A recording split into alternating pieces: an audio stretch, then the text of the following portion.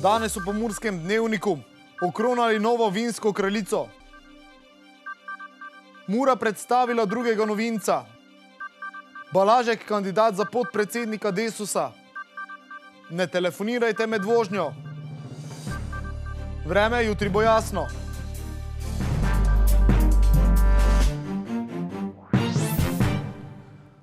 Spoštovane gledalke, cenjeni gledalci, lepo pozdravljeni. V Radencih so okronali že 24. vinsko kraljico Slovenije.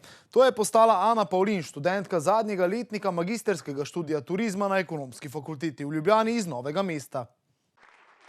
Izbor za vinsko kraljico Slovenije je tokrat potekal že 24. in ima v slovenskem prostoru že priznan sloves. Jaz mislim, da po 24 letih te inštitucije Vinske kraljice Slovenije lahko ugotovimo, da se je ta inštitucija dodobra vsidrala v podzavest slovenskih vinogradnikov in vinarjev, pa tudi v podzavest slovenske vinske kulture, ki ima velikokrat negativni prizvok.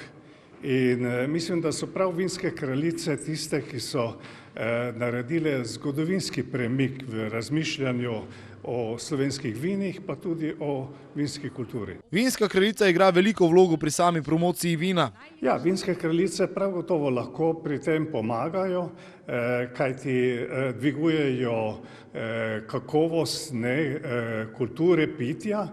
In seveda, če dvigujejo kakovost kulture pitja, potem promovirajo tudi najbolj kvalitetna vina.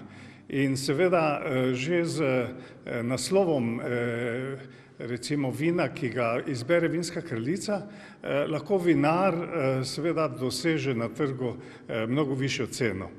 Seveda pa je cena velikokrat odvisna od zgodb.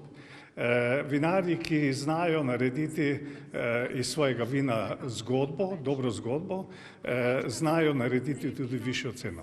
Ana Pavlin, nova vinska kraljica Slovenije, je povedala, da bo veliko pozornosti namenila malim vinogradnikom. Torej, ena izmed mojih glavnih skrbi bo zagotovo mali vinogradnik. V zadnjih letih se nažalost dogaja, da veliko vinogradnikov seka svoje vinograde, ampak jaz bi rada ta trend obrnila, ker to je pomemben del naše vinogradniške družine in mislim, da Slovenija brez malih vinogradnikov zagotovo ne bi bila tako privlačna vinorodna dežela, kakor je. Zagotovo velik potencial in pa priložnost vidim v naših zidanicah. Na Dolenjskem se je že začel projekt Turizem v zidanicah, kamor prihajajo tujci in so enostavno navdušeni. Nobena zidanica nima na svetovnem portalu nižje ocene od 9,2 in mislim, da bi se za to zaslužila večjo podporo države. Ob tem pa je predstavila tudi ideje, ki jih bo želela uresničiti. Mogoče bi lahko Slovenija, ker imamo tako malo vina, obrnili ta trend v malo drugo stran in bi ljudje privabljali k nam, tako da bi v bistvu spoznavali naše vina in jih bolj cenili, ker ne nazadnje Slovenija 3 vinorodne dežele, tako majhna, tako raznolika med sabo, mislim, da bi to začutili in potem bi se lahko naprej začelo graditi na promociji in seveda večji prepoznavnosti. Kako pa si bo leto, ki je za nami, zapomnila Meta Frangež? Leto je bilo res nekaj posebnega, nepozabnega, to bo ostalo v bistvu v spominu zavedno. Dosti novih izkušenj, novih znanj, poznanstev, znanja sem se pridobila v tem letu in komaj čakam, da mi to lahko še nadgrajevala. Dodajmo še to, da je vino nove vinske kraljice Slovenije, Frankinja Plus letnik 2017, vrhunsko rdeče vino z zaščitenim geografskim poreklom.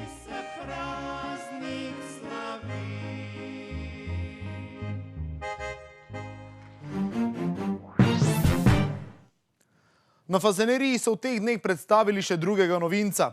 K Muri se je preselil Renato Simić, eden izmed velikih upov slovenskega nogometa, ki je predtem igral v mlajših selekcijah Fiorentine.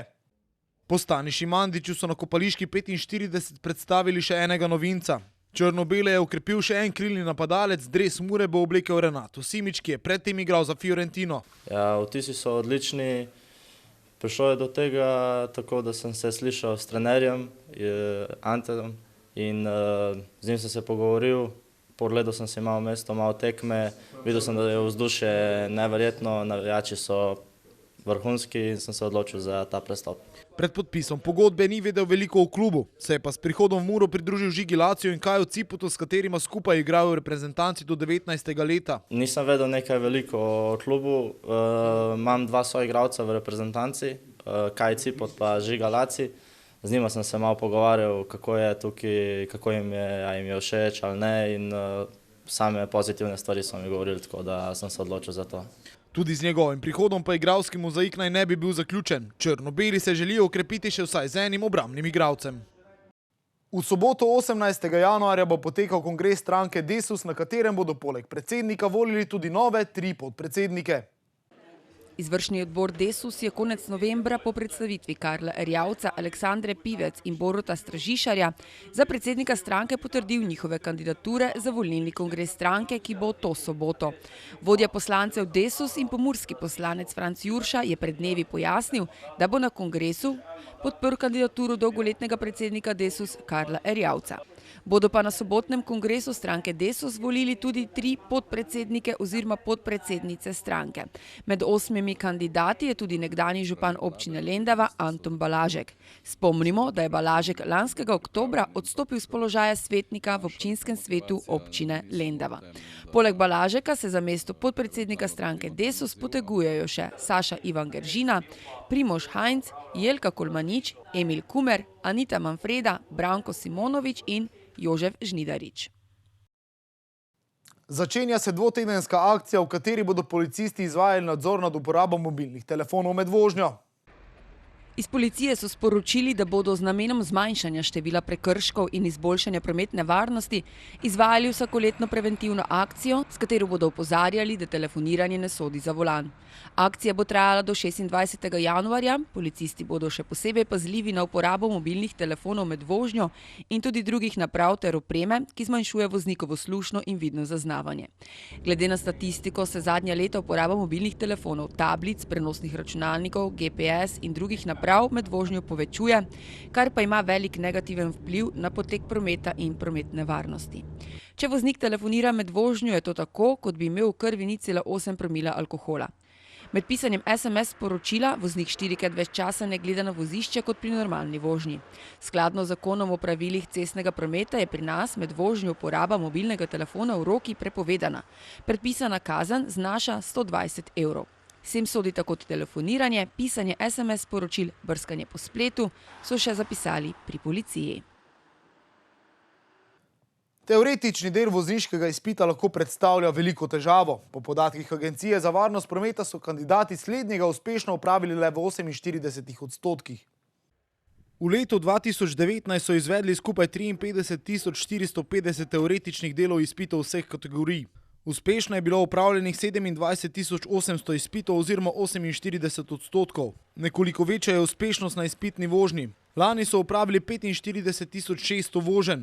Uspešnih je bilo 26.500 oziroma 56% voženj, so za STA pojasnili na Agenciji za varnost prometa. Teoretični del kandidati opravljajo na računalniku.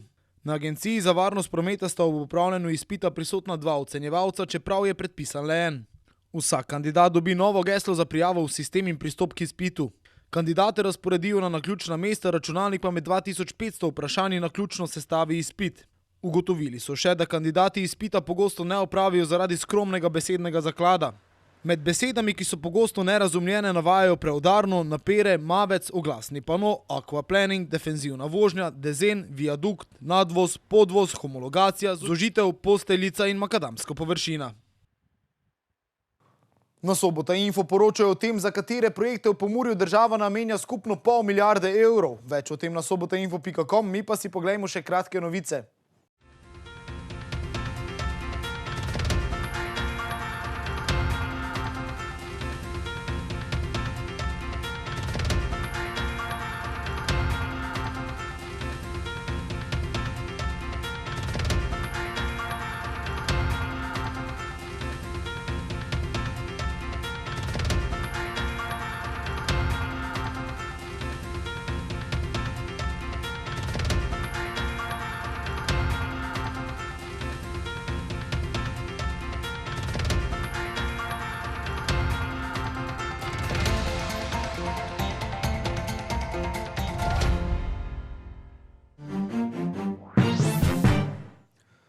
Jutri bo na Primorskem in Notranjskem pretežno oblačno, drugod bo precej jasno. Zjutraj bo po nižinah nekaj megle, več o vremenu pa v vremenski napovedi. Danes smo imeli delno jasen dan s temperaturami okrog 6 stopinj Celzija. Opoldne ste v Krajinskem parku Goričko namerili -2, v Murski Soboti, Radencih in Lendavi pa stopinjo pod lediščem. Jutri bo na Primorskem in Notranjskem pretežno oblačno, drugod bo precej jasno. Zjutraj bo po nižinah nekaj megle. Čez dan bo začel pihati jugozahodni veter. Jutranje temperature bodo v severovzhodni Sloveniji okoli -5, dnevne pa od 9 do 10 stopinj Celzija. V sredo bo na Primorskem in Notranjskem ter v srednji Sloveniji pretežno oblačno, drugod bo dokaj sončno. Pihal bo jugozahodni veter. V četrtek bo pretežno jasno, zjutraj in dopoldne bo po nižinah megla. Temperature v naših krajih se bodo zjutraj gibale od -3 do -2, dnevne pa od 2 do 10 stopinj Celzija. Toliko smo vam pripravili v današnjem Pomurskem dnevniku. Za več informacij obiščite našo spletno stran. Bodite v naši družbi in nasvidenje do prihodnjič.